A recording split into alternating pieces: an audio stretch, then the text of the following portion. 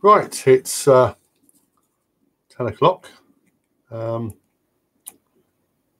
My computer appears to be 5.1 seconds behind, according to time.is. Well, thank you for coming, both of you, Howard and whoever else is there. Hopefully we'll more join. Always like such a weird time. Well, man, we gave the world out, you know.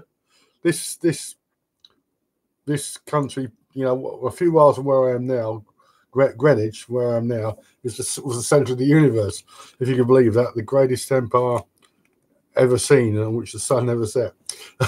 If you can believe that. Right, we've got a lot of ground to cover tonight. Well, the subject is "Let's Go Gay." It's the only time I'll ever use that word. Homosexual. I never use the word gay for homosexual, but it's just a bit of fun. A lot of ground to cover. Before that, I have to give a shout out to my two sponsors. I've had a presence online for over 19 years. Well, I mean, I've been online a bit longer than that, but I set up my main website, Infotext Manuscripts. We started working on it in November 1999, and I advertised it on April the 8th, 2000. So I've been online for over 19 years. I picked up two sponsors, a London businessman and a businessman who lives not in London. That was originally for my Michael Stone website, ismichaelstoneguilty.org.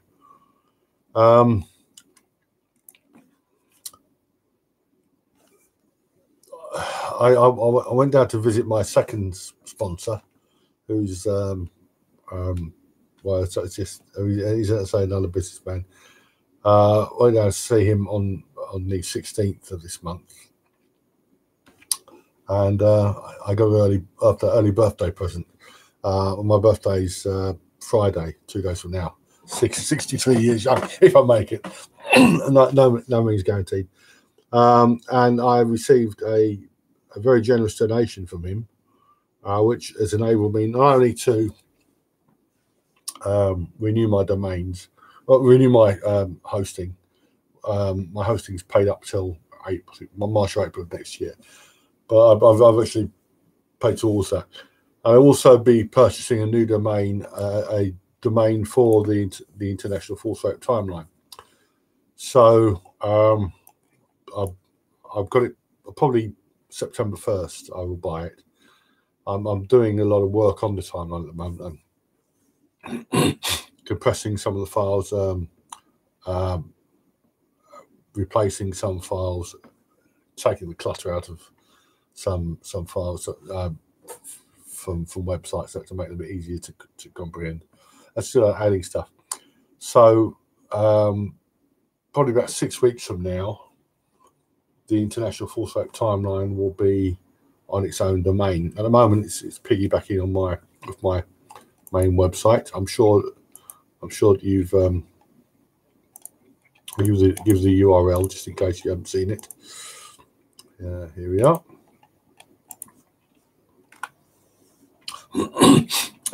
So about 6 weeks from now, it should be on its own domain.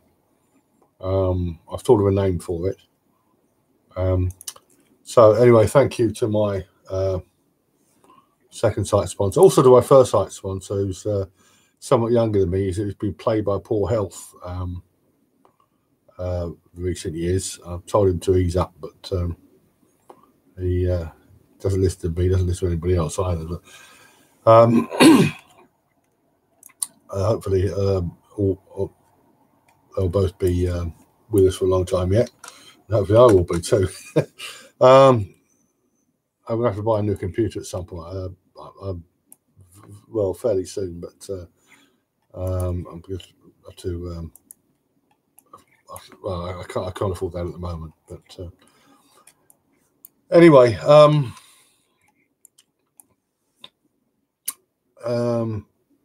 there's a few holders from the last live hangout, which was about when women fight back. I did some, was doing some other research and stuff What we got here? Yes, it's things I could have mentioned last week, last hangout. This is from 1998. Rape victim, 23, injured her attacker. A young mum who was raped as she walked past the Didcot churchyard fought back against her attacker, detectives revealed. Officers said that during the brutal attack by the knife-wielding rapist on a 23-year-old single mother, she struck out and scratched his cheek deeply. So, you know, don't believe any of this garbage about, I just froze. Women fight back. Got another one here. This isn't a woman, but this is I'm doing some research, some related research. This is from the Reading Chronicle. Front page of the Reading Chronicle, February 12th, 1982. Karate Kid beats off car beast. A 5-year-old youngster bravely fought off a would-be abductor in a dramatic child snatch at Tilehurst this week. Little Paul Byrne, who was just 5, sprang into action when a man tried to drag him into a car on Monday. Paul, was a mere 4 feet tall, beat off the attacker and ran off to raise the alarm. Not quite as impressive as the girl who fought off a 9-foot alligator, but pretty good all the time. I mentioned that last week, last hangout. Juliana Ossa. she's in Florida. She's in a lake, and a crocodile, an alligator grabs her leg. Absolutely incredible, these kids. This is one from this year. Former Georgia jail guard charged with rape. Kirk Taylor Martin. He's got some photographs of him where he attacked a woman. Was about to have held a woman in her own home, and the mugshots of him show him with scratches all over his chest and neck. So, you know, women do fight back. This is, don't believe any of this garbage about I just froze. This is propaganda for proper geese. This is now I mentioned one similar to this last hangout. This is from the News of the World, March the 10th, 2002. Rape big man loses part of his tongue.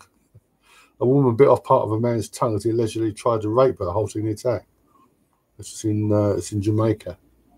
So you know, what's this one?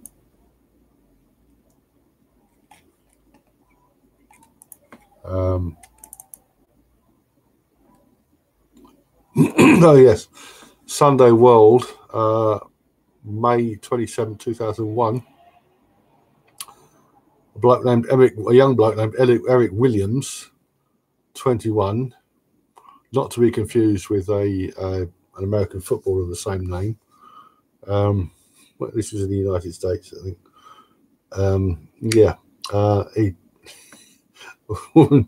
A woman bit off one of his testicles. We tried to make her perform a sex act. No need to tell you what that sex act was. Right. Something fairly interesting. I haven't had time to assess this yet. I noticed this on Twitter today. The London Rape Review, a review of cases from 2016. It's embargoed for today. It's actually published today by the Mayor of London. So it's called the London Rape Review. I've had a look at it, and it's got some false cases in there. I'm sorry if I seem tired, but the weather, we've had hottest day, I think the hottest July day ever here. And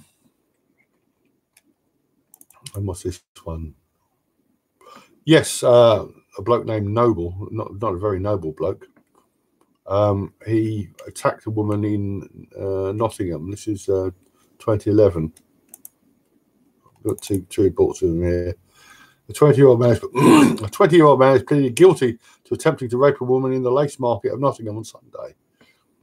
At a hearing, Christopher Noble admitted attacking a 20-year-old woman in Main Hall as she was walking home, remanded in custody, and he received a suitably heavy sentence. Where is it? He was given an indefinite sentence, but he will serve a minimum of 3 years. So that would, I mean, I don't know how long. I mean, I don't like these indeterminate sentences, but I mean, 3 years is not enough, you know, clearly for a genuine attempted rape. So it's the ignoble noble.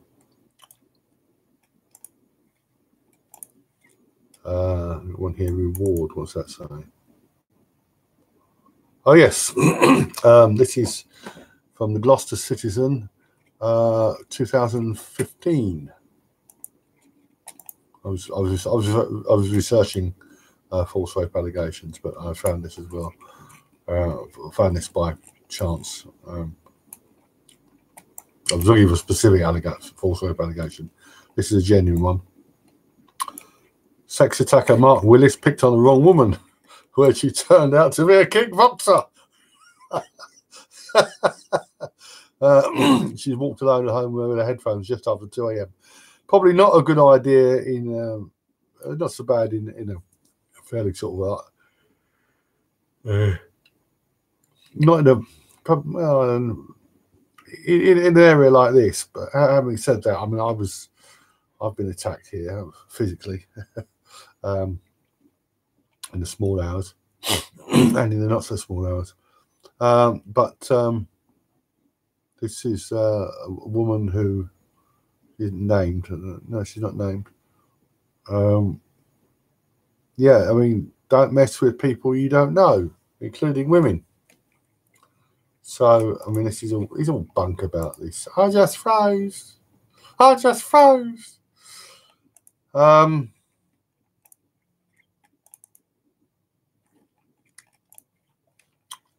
Right. Before going on to so I've got other news articles to cover. This is absolutely ridiculous.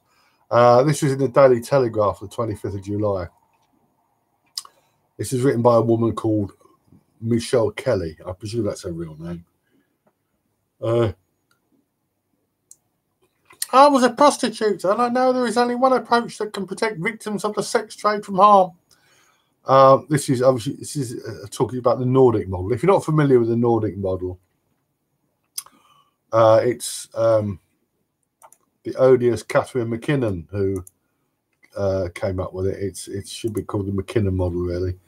It's really the idea is to ban prostitution, but to do it by criminalizing men who purchase sex for McKinnon and women like her. Prostitutes are not, they're prostituted women. Yeah. But this article is so absolutely ridiculous. I mean, it's so absolute. I mean, if you've ever heard a victim narrative, you've never heard one like this. I am a survivor of the Nordic model recognises sex trade's power dynamics and inherent abuse. I am a survivor of the sex trade. I entered prostitution in my very early 20s and finally left after turning 30. I was not physically forced, therefore you weren't raped. My reasons for this apparent free choice, she puts that in quotes, were, however, driven by an abusive relationship and a Class A drug addiction. I was also still suffering the long-term trauma of childhood sexual abuse. Every prostitute has been sexually abused as a child, every single one. That a high percentage of child abuse survivors are into prostitution is no coincidence. We learn the limits of consent from a young age. Well, no, I don't buy that at all. Look, I mentioned her before a while back. In 1991 or 1993, a young 6-year-old girl in Bradford, Roxana Khan, was attacked by a dog that nearly ripped off its face. Fortunately, there was some toxic masculinity present, and these blokes beat the dog off. A few years ago, she gave an interview to the Bradford Telegraph and Isles. She said, "I'm still terrified of dogs." Now, people who are generally traumatized by sexual abuse, childhood sexual abuse, girls as well as boys, they don't enter the profession. You know, it's the idea that you can't have it both ways. Being sexually exploited by my ex-partner, for example, felt no different to the time a sex buyer refused to pay me unless I also entertained his friend. so I mean, this is, I mean, you can hear the violins in the background, can't you? She was sexually abused as a child, which caused her to pick up a drug addiction and an abusive relationship. No, nothing's her fault. She never made any choices. Being pinned down by a sex buyer who only released me when I screamed loudly enough to alert hotel staff was only marginally different to the time I was raped by a family member as a teenager. So she's been raped as a teenager as well as a child sexual abuse. In fact, every single time I had sex with a buyer, I employed the same psychological strategies I used to get through the abuse as a child. I wasn't so much paid to have sex as much as to stay silent about being abused and to lie and pretend this was a job like any other. It's absolutely. Though I worked in an area of the sex trade is often assumed to be high-end, you're a whore. How can you be high-end? More palatable and less dangerous. My experiences quickly taught me such assumptions are wrong. I was £1,000 a night hooker. Yet I worked alongside women who were being trafficked as minors with some of the horrific abuse and exploitation daily. These are the things we talked about when no one else was around. So she's making £1,000 a night, right? And it wasn't a free choice. It wasn't a free choice to earn £1,000 a night lying on her back, you know? Seriously? It wasn't a free choice. And I've never met a woman involved in prostitution who wanted to be there. No? The amount of money changes hands makes little difference to attract the issue. Consent cannot be bought. It can't? Consent cannot be bought? Okay.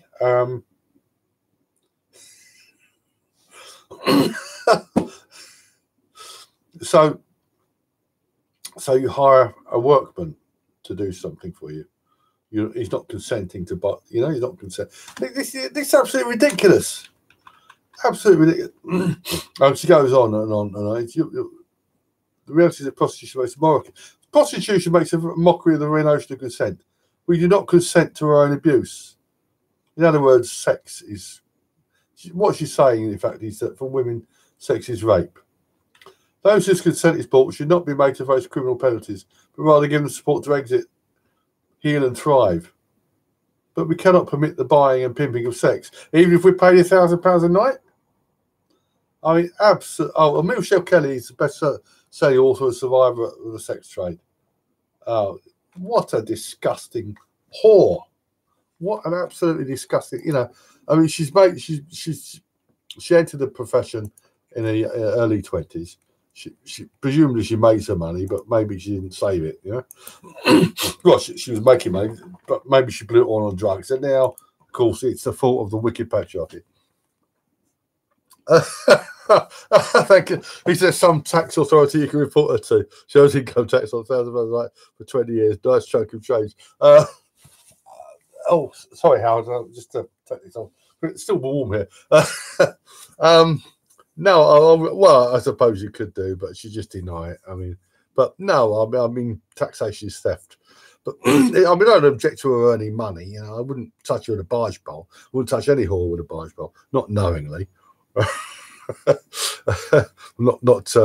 Not mentioning anybody. Well, no, I'll just not mention that. No, I mean, it's utterly pathetic. Utterly pathetic. These women, I mean, if she's earning £1,000 a night, couldn't she afford some sort of drug rehab? Oh, just pathetic. Right, where are we now? Oh yeah, give a shout out to Darren Opie. Where are we?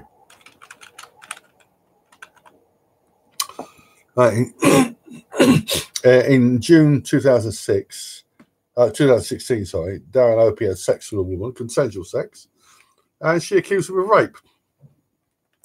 Sorry to hear that, Darren. Regarding our conversation, let me remind you again, run the term Streisand Effect through your search engine, right? And you'll understand what I mean. So that's for Darren Opie. There's an article here about the Cosby case. If you're one of these people who believes Bill Cosby is a serial rapist, check out my video, the prior bad acts of Gloria Allred, which explains how he was framed as a serial rapist by Gloria Allred.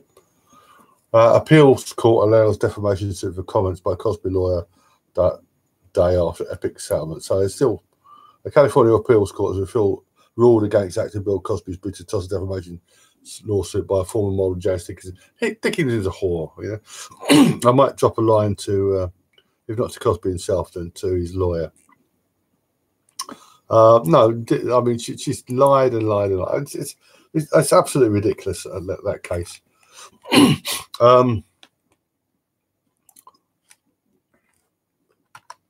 Case in the news here. This is where are we? Well, not here, in Cyprus. In Cyprus, a British teenager,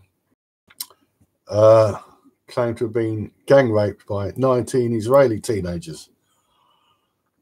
I read that and I thought 2, yes, 3, 4, maybe 6, but 19.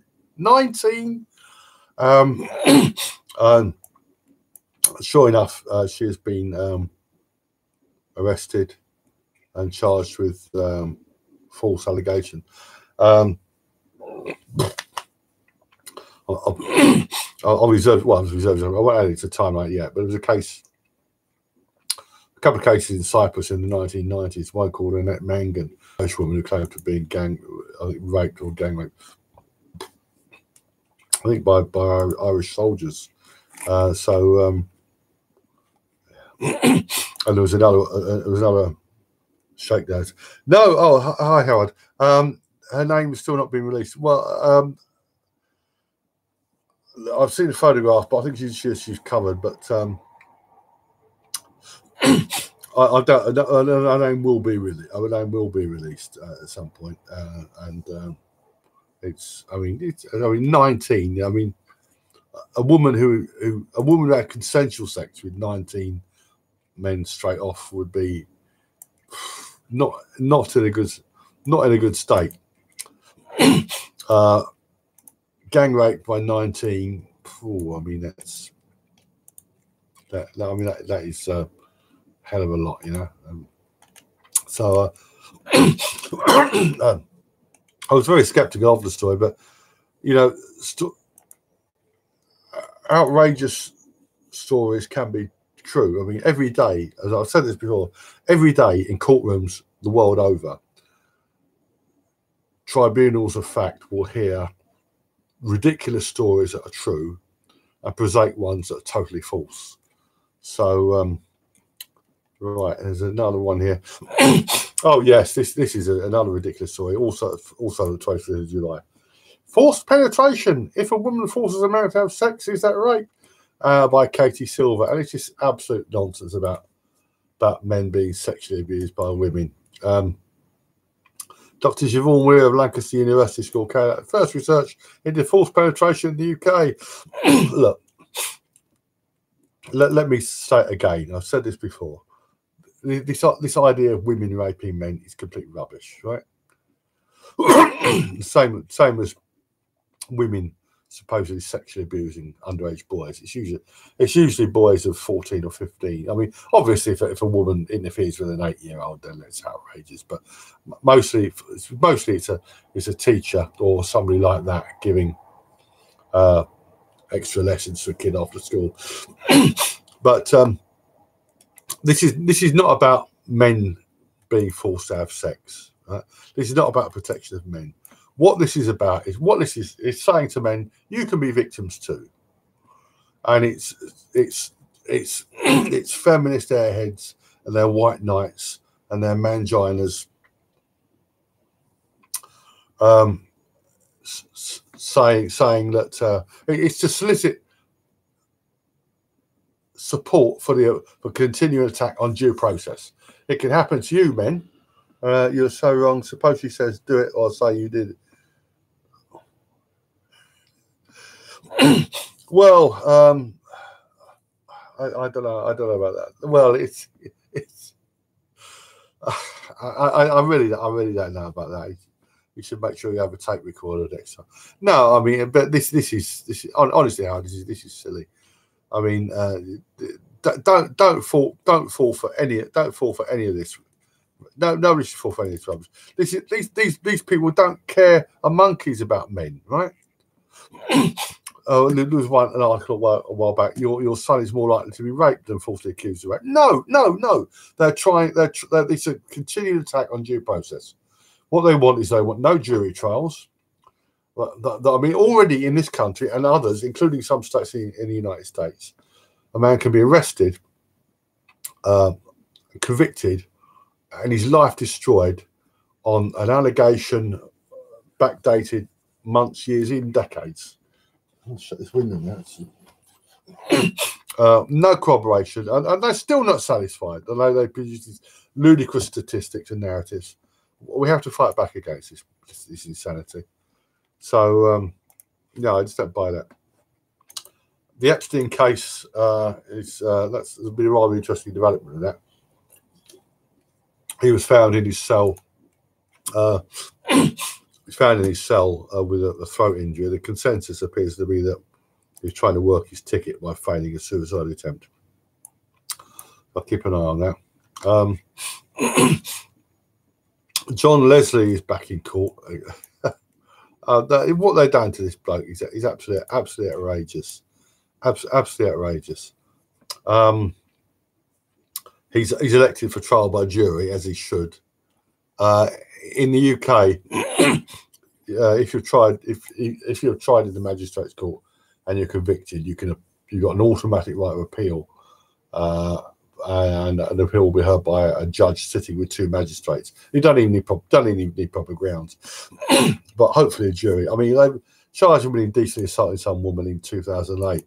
So if he's acquitted of that, they're going to wait 2 years and then charge him with another. Oh, it's what they've done to that bloke is absolutely outrageous. Absolutely outrageous.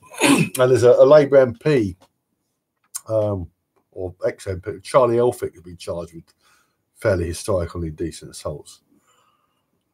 Right, coming up to our subject, Carl Beech. If you haven't heard the name Carl Beech, if you're outside the UK, the reports after the Savile affair, you had this ludicrous VIP paedophile ring. And one person, he was called Nick, who's now to be unidentified as Carl Beech. He made all sorts of ludicrous allegations about being sexually abused by former Prime Minister Ted Heath, who died in, I think, 2005.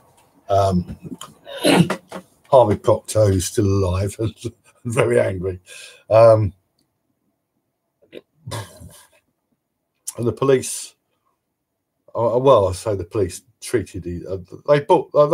They wanted to believe this rubbish, so they went around. They didn't actually arrest anybody.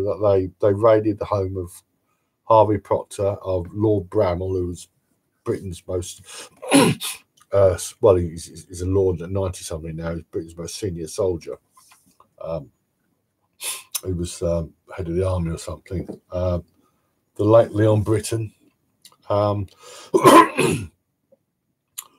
And I actually wrote a series of articles about this and related cases at the time, so said it was all bullshit, and of course it was. It claimed to have been at Elm Guest House. I wrote an article about Elm Guest House, the Elm Guest House list. The Elm Guest House list first appeared on the internet in 2012. It relates to there was an Elm Guest House in southwest London, and it was gay friendly, so let's put it that way.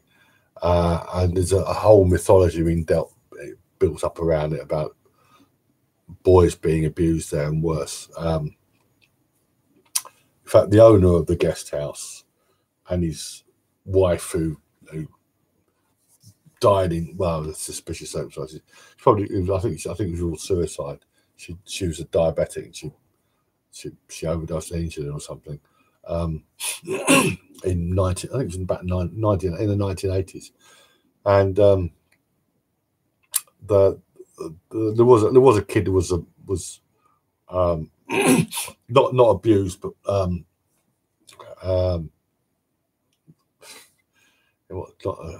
not treated properly. I mean, malnourished or something. Their son, I think, was taking their care. I mean, and Norse mythology has been built up about.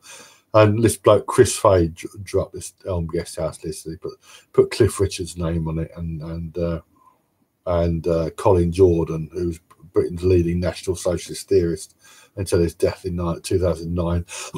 And he was meant to, the Jew-hating Jordan was meant to be buggering boys with Jewish form of homosexuality in Britain. Absolutely ridiculous stuff. But Beech claimed to have seen boys murdered. Absolutely ridiculous. And the police, they're obviously enjoying themselves. There were a couple of idiot policemen who believed it, including the chief constable of Wiltshire. And Beech was being on trial recently for these false allegations. I've been given a very heavy sentence, 18 years. I wasn't expecting that, but he got an 18-year sentence. So that to shut him up for a bit. You'll find reports on BBC and of course on YouTube. Looking into that, I found reports of child abuse are shaped by media hypocrisy, and there's the Socialist Worker website. They go on about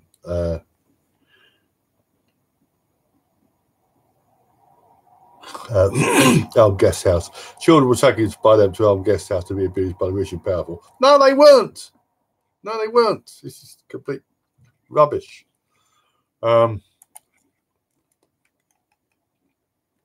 Yes, Howard. He was caught with child porn and stuff. They've called him a paedophile.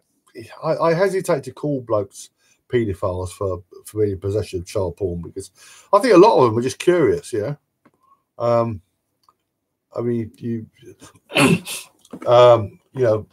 look at it once, twice to make sure what they saw, and third time. But no, I think quite a lot of child porn. But the strict libertarian view is that looking at pictures shouldn't be criminal. But the police like easy targets. You see, what they do automatically when they arrest somebody for a sex offence is they seize their computers. It's happened to me. I've never been arrested for a sex offence, but they do it because they can, and because they're cunts. And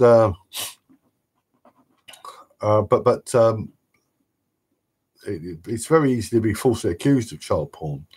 There's a letter I wrote to the CPS on my main website. Click here. It's called "Click Here to Become a Paedophile." It's some spam I was sent, and the response I got was not very encouraging. It's easy to be falsely accused, but I'll throw this in. But if you want to watch child porn free, just go to Google or image search and key in the phrase "dead Palestinian children," and you'll have far worse stuff than you could find anywhere. a cooperative effort between the Israeli government and the Palestinian people. Absolutely horrific photographs of dead kids. Yeah, what I'm going to do fairly soon, I'm going to do a live hangout about child sexual abuse, because I think it is greatly exaggerated. And the Carl Beech thing seems to straddle child sexual abuse and the grand conspiracy. I'm going to do another one in the video on the grand conspiracy. Right, let's go gay. Now, homosexuality, I'm talking specifically about male homosexuality. I've never been able to take lesbianism seriously, sorry. But male homosexuality, you had the so-called Wolfenden reforms here in 1967, and about the same time, 1969, you had the Stonewall riots in the United States, and homosexuality was legalized between consenting adults, as it should be. We don't have to approve, and I certainly don't. But I would like the age for queer sex to be the age of consent to be 21. But I actually lowered it to 16 in this country, which I think is outrageous. But homosexuals were an easy target for the police. They're not easy now. A protected species now, like lots of others. They were having entrapment operations. Well, they called George Michael, didn't they? In I think it was 1994, in a public toilet in Hollywood. They make their own work, you know. I mean, chasing queers and prostitutes and small-time drug dealers, people buying small amounts of dope for personal use and stuff like that. People who, for the most part, engaged in victimless crimes, and unlike real criminals who might be armed and shoot back. So they targeted homosexuals freely. It's like porn merchants as well. But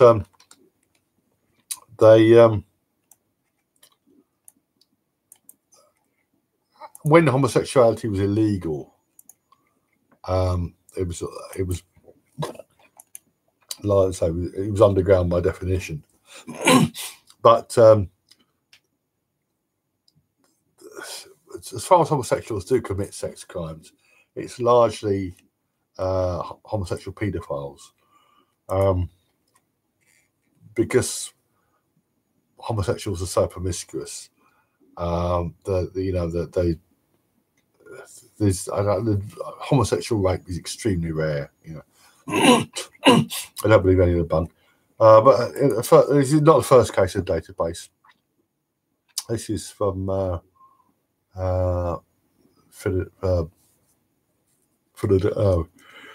Pennsylvania.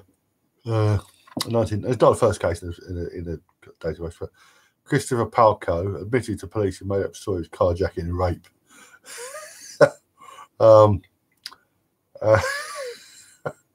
This is absolutely ridiculous. This one. He was a married teenager, and he was at work. No, he wasn't. He wasn't. He was playing video games. He got carried away, and he made up this absurd story about being kidnapped at gunpoint, forced to drive to New York, and being buggered. And it turned out that there was no rape, no anything. He just made it. Just made it up. It's. I say we had very hot weather. And I've been anaesthetised by it. I've also been keeping what most people would do the strange hours. That was 1993. Another one here from I think it's 1993 as well. Let's have a look.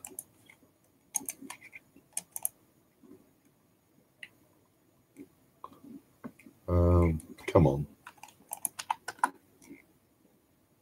That's the same one, I think.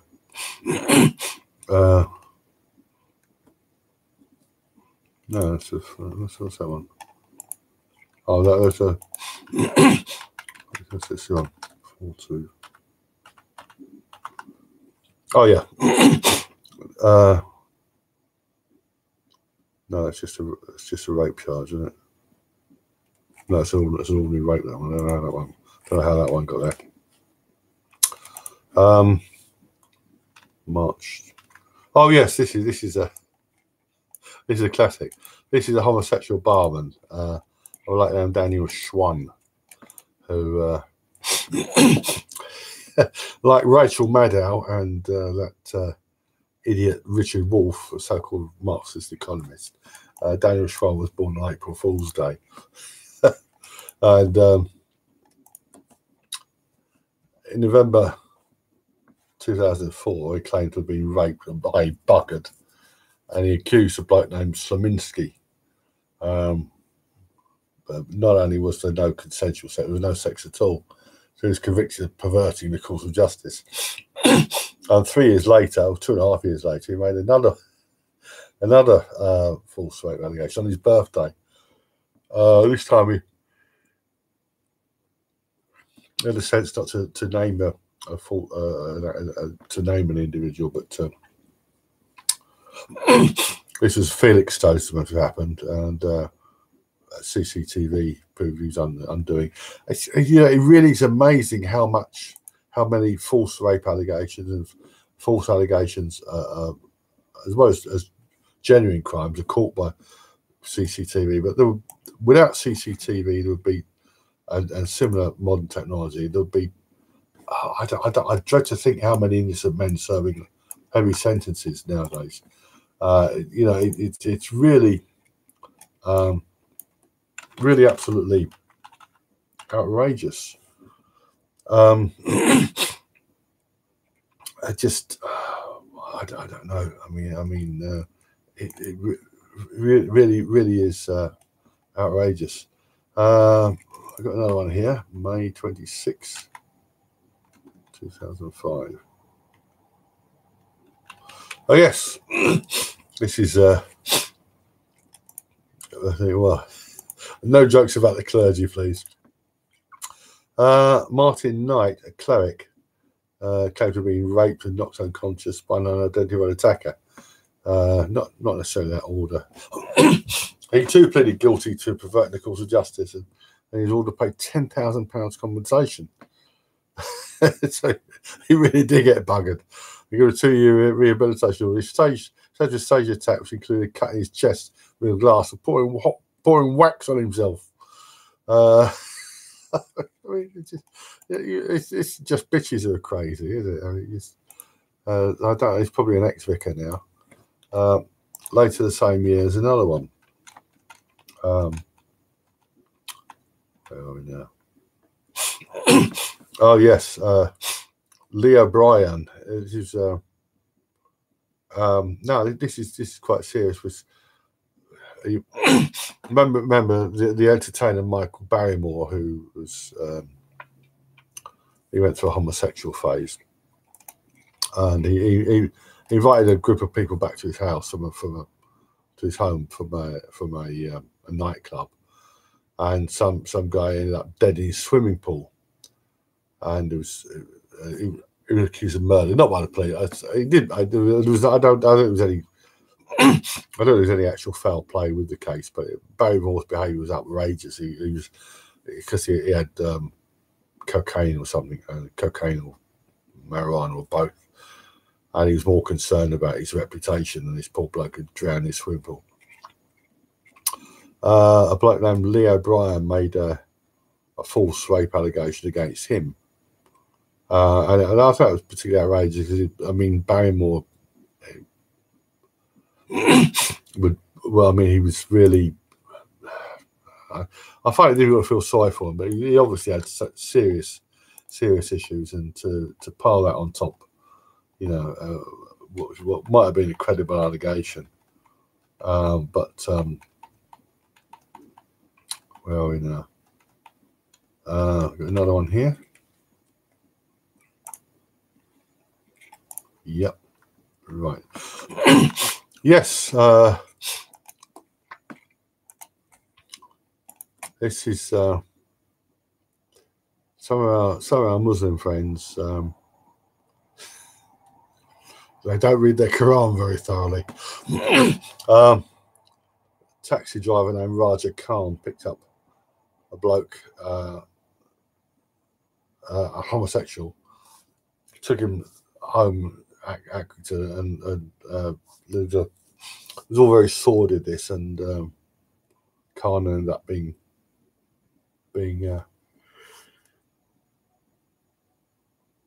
accused of rape. He was cleared, and he was awarded his costs. So some very unlikely people end up doing all sorts of sordid acts with other men. Really troubling. We've got one here. Where are we here? February 14th, yeah.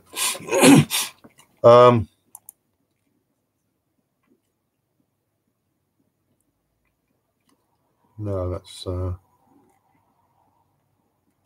another heterosexual case. What is it? Is there another one there? Oh yes. This is quite outrageous. This is from Canada, British Columbia. Kim Rothgort. I don't know if I've pronounced that name accurately, but he was a homosexual, and he hooked up with another homosexual, a bloke named Shannon. And they did what homosexuals do together. And for some unfathomable reason, Rothgart battered Shannon's death with a hammer. He made no attempt to conceal the crime or his presence. He claimed Shannon had raped him, which sounds rather unlikely on account of their respective sizes. Just, I don't know. I mean, just upset. Anyway, went to the Supreme Court of British Columbia, and the judge, female judge, wasn't. It was only convicted of second-degree murder. Would you believe? The Crown seeks an increase in the period of parole eligibility. It was a violent, bizarre nature. I mean, just. Absolutely. I mean, why should even be applying for parole so soon? Is it's after about 7 years. Just outrageous, amazing. Oh yes, our friend Rurik Jutting. I mentioned this guy before. Rurik Jutting is a sexual sadist. He murdered 2 prostitutes. Kong tortured them to death, and one of the so-called experts at his trial said he was suffering from sadistic personality disorder. In other words, he enjoyed killing people. And these disorders, they're not mental conditions; they're just descriptions of behaviours. Don't let anyone kid you that there's such a thing as mental disorders or even mental illness. There's human weakness, and in this case, human evil. But Jutting claimed that he was sexually abused while he was a schoolboy, and presumably this mitigates his murdering two prostitutes or torturing women to death. This is rather entertaining. If you've heard the name Lutfer Rahman,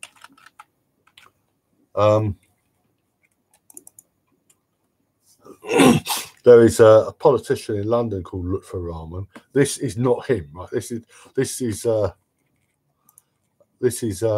different Lutfer Rahman. This bloke is it's a restaurant owner, I think. Let's have a look.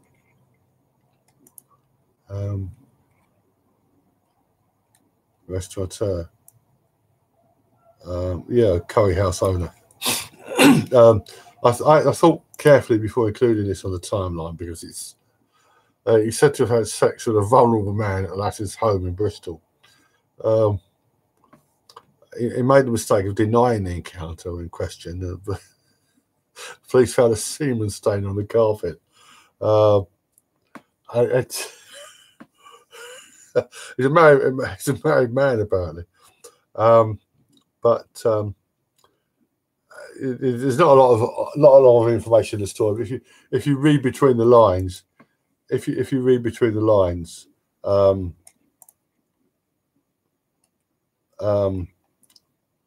he was. I think it was probably money changed hands there. I don't. A question for you guys regarding live chat. This isn't saved, is it? I mean, it's never been saved. I think it's only when you use that what's it called? I forget what it is now. Streamlabs, but the live chat. There isn't a lot of live chat anyway. So, but Howard, yes, Nick. This is Nick. Yeah, this is. Yeah, I think look for it's a weird cut. I think he. I mean, this is very sort of sordid. I think there's more to that than met the eye. There's a lot of shame, lot of shame there. Right now, we come on to something fairly abstract, not a specific case. This is the controversy. Oh, thanks, Howard. Maybe an option to say it's some lifetime when you watch them back in the chat. Others are not. Yeah, maybe must make an option to save it. Some lifetime. Yeah. Well, there isn't a lot of chat, only you and me, and so yeah. Dispute. This is from January 18th, 2006. Disputed study finds prison rape is rare, by Kim Curtis. Alludes to a study published later in the year. Come on, where are we? The culture of prison sexual violence. From what I've seen, I mean, there's this whole, there's this joke about dropping the soap in the shower and all that.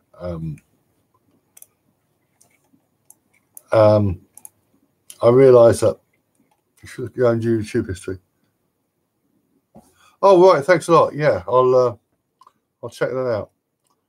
There isn't a lot there, but I might add it at some point. Yeah, prison rape is. I mean, this is another, like all the garbage about women raping men. This is another attempt to enlist male support for the erosion of due process. But there's this study published November 2006, an American study. Opinions of specialist document do about presenting official position. I mean, basically, it's that its thesis is that prison rape has been grossly exaggerated. The problem, most allegations are either consensual sex, gay for the stay, I think is the phrase, or malicious, or just if a guy wants a cell change or to move to another prison, they claim he's been bugged. There's been quite a few cases of prisoners who falsely accused other prisoners and even members of staff. If you want a humorous case of a genuine, and I say humorous because this guy's a total scumbag, look up the Eddie McDessie case. McDessie, who he and his wife, whom he murdered, one of two people he murdered, one of the most outrageous false rape allegations ever, Eddie McDessie, and he ended up in prison where he is for the rest of his life. And he ended up being sexually, he's only a little wimp apparently. Ended up being sexually abused complained about it. It couldn't happen to a nicer bloke. Yeah, this study covers women in prisons too, but because inmates generally have claim, it's part of playing the system. And again, this isn't about none of people who parrot this nonsense have the best interests of men at heart. It's an attempt to erode. It's an attempt to erode due process, and I say that they've eroded to such an extent that, with anonymity for accusers, accepted exceptional circumstances, no meaningful punishments for false accusers, and rape shield laws, all this stuff. The good thing is that juries, when they hear this rubbish, they won't convict. They refuse to convict, no matter how much they've been educated about so-called rape myths. That, they won't convict when they hear of a woman gets blind drunk, goes with a bloke, and then dates him 3 or 4 times afterwards, and then accuses him of raping her before. They won't buy it. They won't buy this crap, and they shouldn't. But they do for celebrities. Well, when the police and the lawyers go trawling for victims, and of course they put a big notice asking for victims to come forward. Victims will come forward. So anyway, I mean, false allegations of homosexual rape are fairly rare, and I think the reason for that is that homosexuals are so promiscuous that there's, apart from the odd sexual sadist like Larry Eiler and the other serial killer Stephen Port, there isn't really a lot in the way of homosexual abuse of men. As far as there is such abuse, it tends to be classic paedophiles going after young boys. Anyway, that's about it. I've added quite a lot to the false rape timeline lately.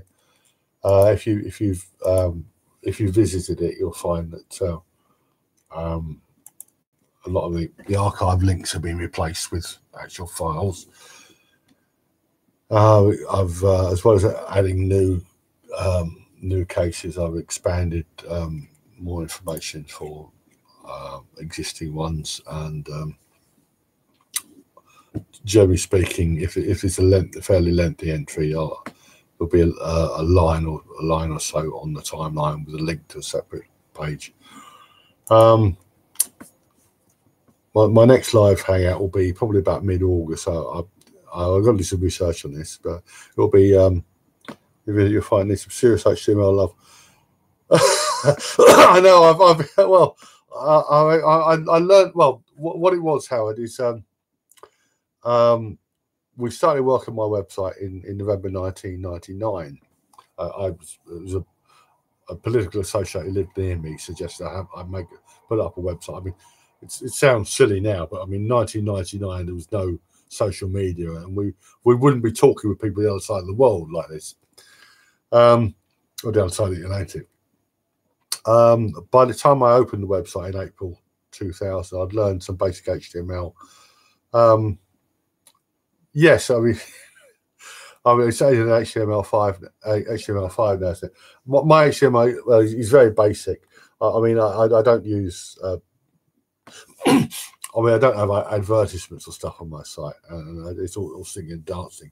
Basically, my sites are basically information. There's a bit of humour as well, which means text, pictures, and occasional video and audio files, which doesn't require a lot. You don't notice the HTML when you're reading the site. I mean, I could put color schemes in that, but it's basically it's for reference. It's for serious stuff for reference.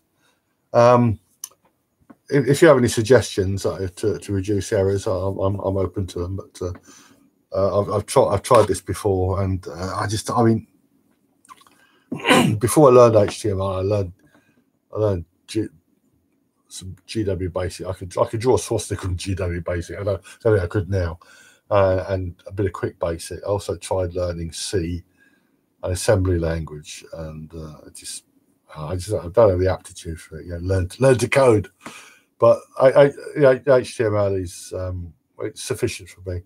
Anyway, as I say, the next live hangout will hopefully be around mid-August. Will be subject to child sexual abuse, which is very controversial, but again, I think it's nowhere near as widespread as it's claimed to be.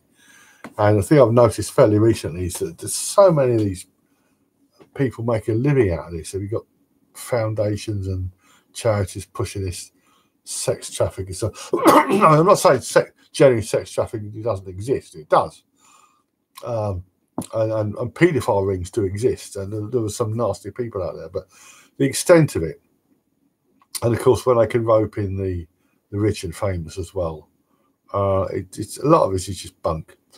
So anyway, I'll be doing, probably the next one will be child sexual abuse, and after that maybe the grand conspiracy, and after that, or about after that, I should have my own domain for a unique domain for the Full Soap Timeline, so piggyback off my main site.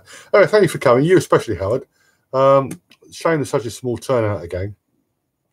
I can't put it all down to what's it, shadow banning, but so I've got 258 subscribers now on my YouTube channel. I was hope for more, and I had about seven. I had seven. One of my early live hangouts. Anyway, thank you for coming. Feel free, anyone, to send me donations if you like, but also cases. Any cases I haven't got, particularly welcome are those from local press, actual documents from cases, if you have, or if you know someone's been falsely accused of rape, and anything in foreign language. I've got very little in the way of like Polish and one or two Russian cases. Hardly anything from South America. So I mean, it's the international Full Soap Timeline. We've got a lot from the British Isles, from North America, quite a lot from India and Australasia, and a few from Africa. But apart from that, not a lot of variety. Oh, Singapore. It's a lot of false allegations in Singapore, mostly from Indonesian maids. But so, if you want to send me any cases, links, or scans of articles and stuff, any suggestions or questions, you got my address.